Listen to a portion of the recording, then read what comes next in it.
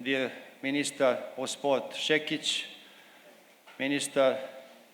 Minister Anđela Jakšić-Stojanović, Minister of Sport Georgia, President Olympic Committee, Judo friends, ladies and gentlemen.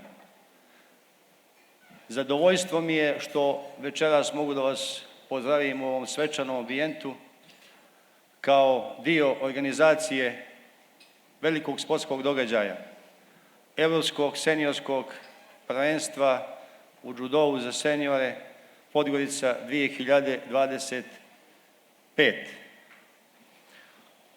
Ova gala večera nije samo trenutak odmora i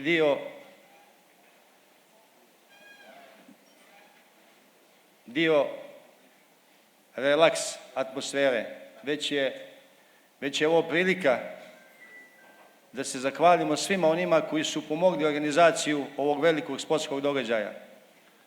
Našim sportistima, trenerima, institucijama, društvima, našim prijateljima Judo saveza. Takođe, ne ništa manje važno, želim posebno da se zahvalim Evropskoj judo uniji i predsjedniku doktoru Laslu Totu i još više Evropskoj, odnosno Svjetskoj judo federaciji i prisustvu večeras Mr. Marius Vizera. Također želim da se zahvalim bivšem premijeru Vlade Crne Gore Dritanu Abazoviću i bivšem premijeru financija gospodinu Aleksandru Damjanoviću, koji su omogućili organizaciju ovog prvenstva.